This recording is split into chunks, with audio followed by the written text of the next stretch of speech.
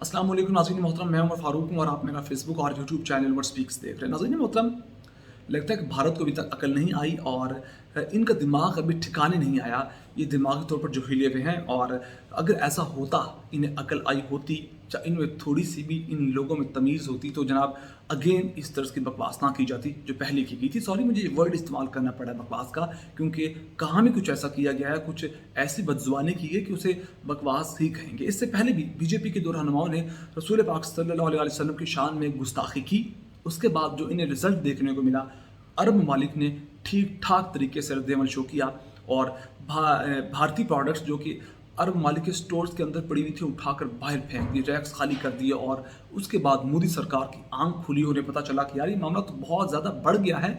और फिर मोदी सरकार ने जो अरब ममालिक के जो फॉरेन मिनिस्ट्रीज़ थी उनकी जानिब से जो ट्वीट्स की गई थी, जो मजम्मत की गई थी, जो कंडेम किया गया था इस अमल को, उसके ट्वीट के जवाब में कहा कि जनाब भारतीय सरकार की कोई तर्जुमानी नहीं करते बीजेपी के रहनुमा और इनके ये बयानात, और उन्होंने कहा कि हम इसकी मजम्मत करते हैं। और फिर उन्होंने ये अब खबर चलवाई है कि जनाब हमने उन लोगों को गिरफ्तार कर लिया है। और फिर एक और ख़बर ये भी आई है कि हमने बीजेपी ने और हुकूमत ने अपने अहम तरीन रहनुमाओं को आकर कहा है कि जनाब आप मोहतात रहें, माइनॉरिटीज़ और दूसरे मज़ाहिब से जो ताल्लुक़ लोग रखते हैं उनके बारे में जो भी आप बात करते हैं उससे मोहतात रहें। और ये सिर्फ एक गोली दी गई है अरब ममालिक को और मुस्लिम कम्युनिटी को दुनिया भर में कि जनाब देखिए हम कितने तमीज़दार हैं। अगर ऐसा ही कुछ होता तो अगेन इस तरह का काम ना किया जाता। अगेन मैं कहूँगा कि जनाब अगेन इस तरह की बकवास ना की जाती। पहले बीजेपी के जो रहनुमा थी, एक खातून थी, एक आदमी था जो खातून थी, नूपुर शर्मा उसका नाम था, और एक और बीजेपी का रहनुमा शख्स था, आदमी था, उसने इस तरह की बकवास की थी। लेकिन इनको सबक नहीं आया और अब भारतीय मीडिया पर बैठे एक इंतहाई गलीज़ गंदगी से भरे जहन के एंकर ने इस तरह के अल्फाज इस्तेमाल किए हैं और मुसलमानों के मुकद्दस मुकामात के बारे में उसने इस तरह की हरदसराई की है।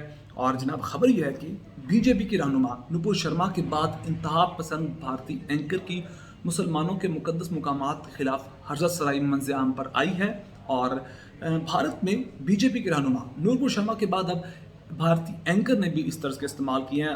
मैं अल्फाज इस्तेमाल नहीं कर सकता, बता भी नहीं सकता, बस हिंट दूंगा। और ये कहा गया कि मुसलमानों के जो मुकामात मुकद्दसा हैं, आप समझते हैं कि हमारे मुकामात मुकद्दसा कौन से हैं, वहाँ भारत मिसाइल बरसा सकता है, इस तरह की बात की गई है। ये जनाब भारतीय एंकर है, शायद ये इसको तो इंसान कहना भी एक बहुत अजीब बात होगी। ये इंसान भी नहीं है, क्योंकि इंसान तो वो है और जो दूसरों के मज़हब और अक़लियतों का जो भी ट्रेडिशंस हैं, उनके जो भी हैं मजहबी मुकामात हैं, मजहबी इक़दार हैं, जो उनकी कदर करता है। लिहाजा इसने इस तरह के अल्फाज इस्तेमाल किए हैं और फिर ट्वीट्स भी उस पर की गई हैं। और वो वीडियो में आपको कोशिश करूँगा सुनवाने की, अगर हिम्मत हुई तो। वो तो अल्फाज सुनने का भी हिम्मत नहीं है, कोई भी मुसलमान वो अल्फाज सुन नहीं सकता जिस तरह की वो बकवास की गई है। और उस इंतहा पसंद एंकर का नाम है सुरेश।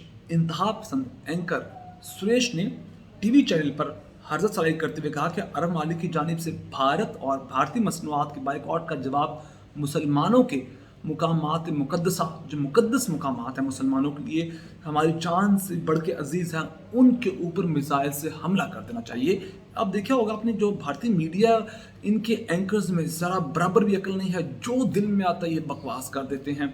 ये तो अपनों को नहीं छोड़ते, और जो सबसे ज़्यादा सही तरह भौंक सकता है, जो सबसे ज़्यादा एंकर सही तरह बोल सकता है, उसको ये मीडिया पर बिठा देते हैं और कहते हैं शुरू हो जाओ, और फिर रुकने का कोई नाम नहीं लेते। और इसने इस तरह के अल्फाज इस्तेमाल किए हैं इस एंकर, इंतहा पसंद एंकर सुरेश ने।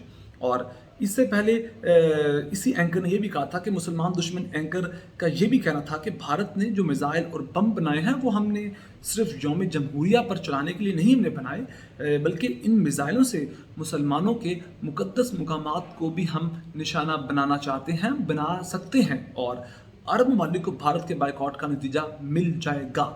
अब देखिए, साथ ही साथ इन्होंने अरब ममालिक को भी थ्रेट किया है। अब देखते हैं कि भारत इस पर क्या कहता है।